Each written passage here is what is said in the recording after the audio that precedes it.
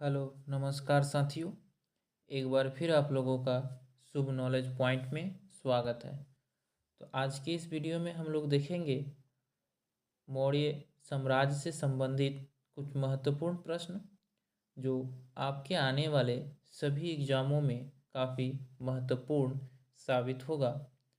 तो साथियों चलते हैं आज की पहले प्रश्न की ओर। तो आज का पहला प्रश्न है, मौर्य वंश का संस्थापक कौन था? तो इसका सही उत्तर होगा दोस्तों चंद्रगुप्त मौर्य। चंद्रगुप्त मौर्य ने मौर्य वंश का स्थापना किया था। इसे आप लोग याद रखेंगे।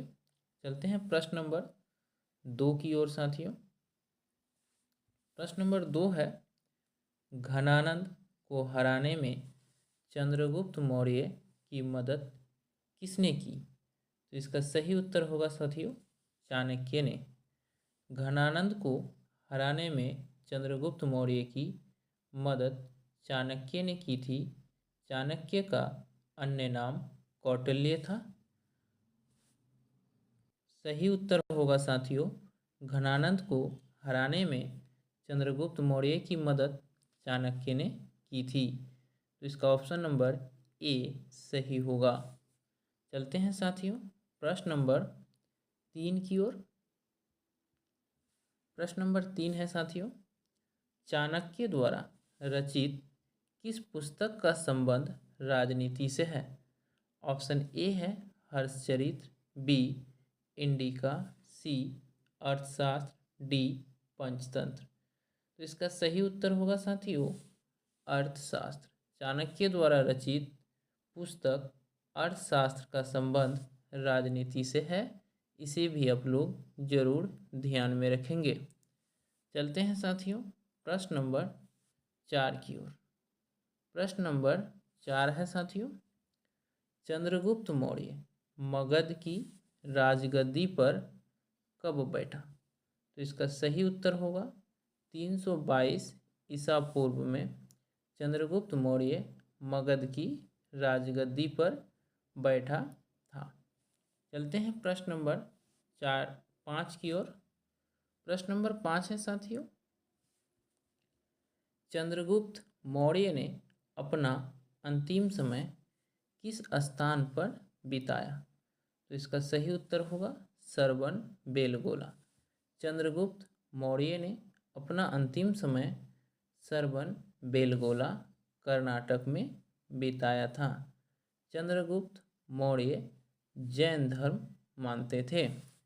चलते हैं साथियों प्रश्न नंबर 6 की ओर। प्रश्न नंबर 6 है दोस्तों, चंद्रगुप्त मौर्य ने सेल्यूकस निकेटर को कब हराया? तो इसका उत्तर होगा साथियों चंद्रगुप्त मौर्य ने सेल्यूकस निकेटर को 305 ईसा पूर्व में हराया था। तो इस प्रश्न का सही उत्तर होगा ऑप्शन नंबर डी। साथियों इसे आप लोग जरूर याद रखेंगे कि चंद्रगुप्त मौर्य ने सेल्यूकस निकेटर को 305 ईसा पूर्व में हराया था। चलते हैं साथियों प्रश्न नंबर 7 की ओर। प्रश्न नंबर 7 है, सेल्यूकस निकेटर का राजदूत कौन था जो चंद्रगुप्त मौर्य के दरबार में रहता था? इस प्रश्न का सही उत्तर होगा मेगास्थनीज। सेल्यूकस निकेटर का राजदूत मेगास्थनीज चंद्रगुप्त मौर्य के दरबार में रहता था। मेगास्थनीज भारतीय समाज को 7 वर्गों में बांटा था। चलते हैं प्रश्न नंबर 8 की ओर। प्रश्न नंबर 8 है साथियों, मेगास्थनीज द्वारा लिखी गई पुस्तक का नाम क्या था? तो इसका सही उत्तर होगा साथियों इंडिका। मेगास्थनीज द्वारा लिखी गई पुस्तक का नाम इंडिका था। इसे भी आप लोग जरूर याद रखेंगे जो काफ़ी महत्वपूर्ण प्रश्न है। चलते हैं साथियों प्रश्न नंबर 9 की ओर। तो प्रश्न नंबर 9 है, कौन सा शासक अमित्र घात के नाम से जाना जाता है? तो इसका सही उत्तर होगा दोस्तों बिंदुसार। अमित्र घात के नाम से जाना जाने वाला शासक बिंदुसार थे। अमित्र घात का अर्थ होता है साथियों शत्रुओं का नाश करने वाला। तो इसे आप लोग जरूर याद रखेंगे कि अमित्र घात का अर्थ होता है शत्रुओं का नाश करने वाला। तो बिंदुसार को अमित्र घात के नाम से जाना जाता था। चलते हैं साथियों प्रश्न नंबर 10 की ओर। प्रश्न नंबर 10 है चंद्रगुप्त मौर्य का उत्तराधिकारी कौन था? तो इसका सही उत्तर होगा बिंदुसार। चंद्रगुप्त मौर्य का उत्तराधिकारी बिंदुसार था।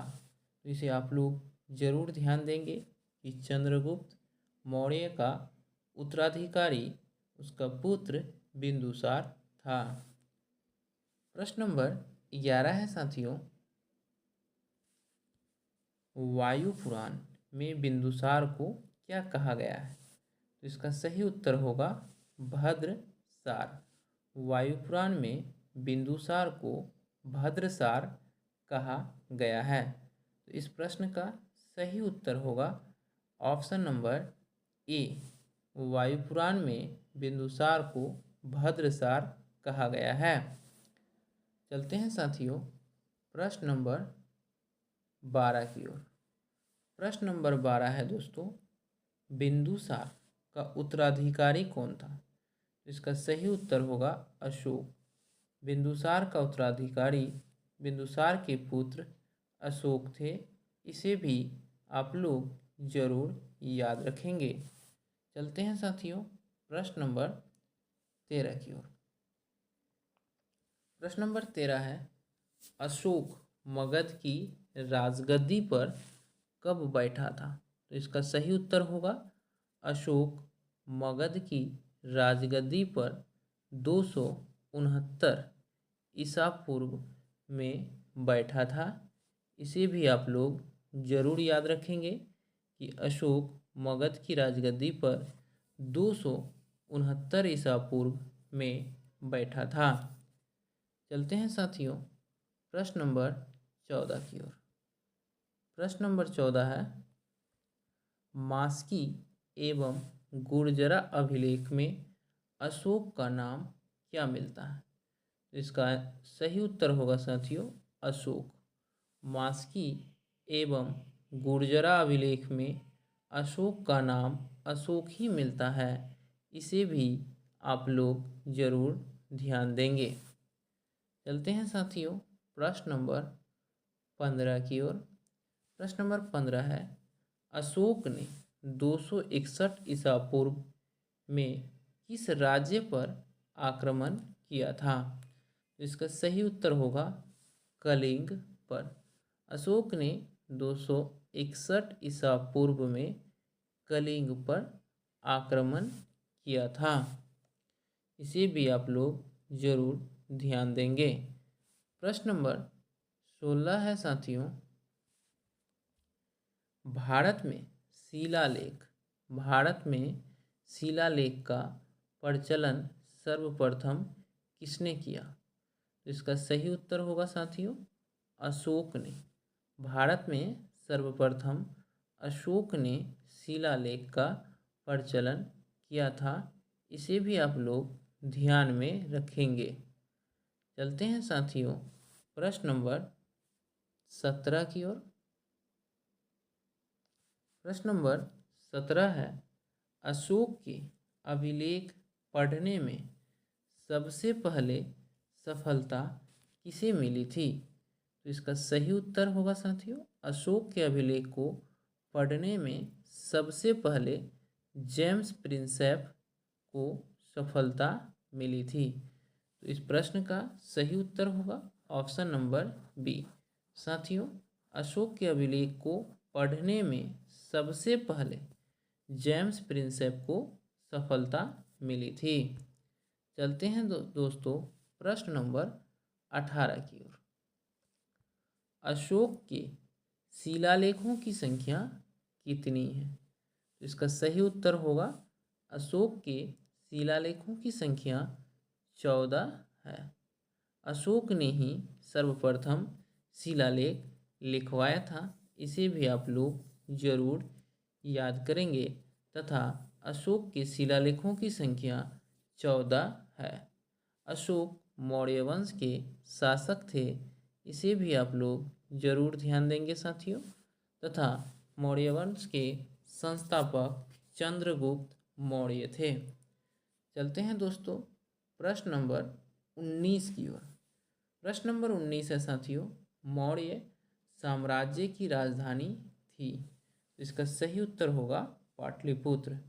मौर्य साम्राज्य की राजधानी पाटलिपुत्र थे तथा मौर्य वंश के संस्थापक चंद्रगुप्त मौर्य थे। चलते हैं साथियों प्रश्न नंबर 20 की ओर। प्रश्न नंबर 20 है, सांची का स्तूप किसने बनवाया था? तो इसका सही उत्तर होगा अशोक ने। सांची का स्तूप साथियों अशोक के द्वारा बनवाया गया था, जो मध्य प्रदेश में स्थित है। इसे भी आप लोग जरूर ध्यान देंगे।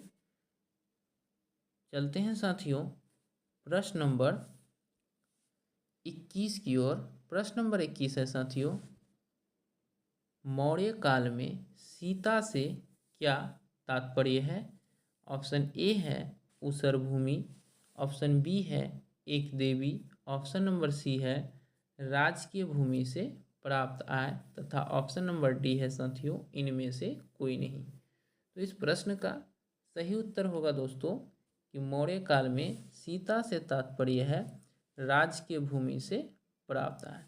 मौर्य काल में राजकीय भूमि से प्राप्त आय को सीता कहा जाता था, इसे भी आप लोग जरूर ध्यान देंगे साथियों। तो चलते हैं साथियों आज के अंतिम प्रश्न की ओर। आज का अंतिम प्रश्न है,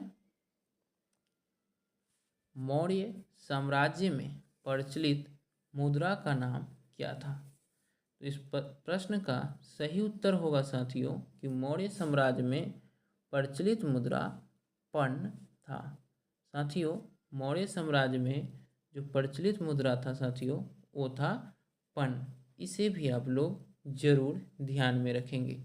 तो दोस्तों आज के इस वीडियो में आप लोगों को मौर्य साम्राज्य के कुछ महत्वपूर्ण प्रश्नों को बताया गया, जिसे आप लोग जरूर याद करेंगे तथा अपने कॉपी में नोट कर लेंगे, ताकि आपका हिस्ट्री से एक भी प्रश्न न छूटे। तो धन्यवाद साथियों, फिर मिलते हैं अगले वीडियो में। तब तक के लिए जय हिंद। साथियों यदि आप इस वीडियो के PDF पाना चाहते हैं तो हमारे टेलीग्राम से जुड़ना ना भूलें।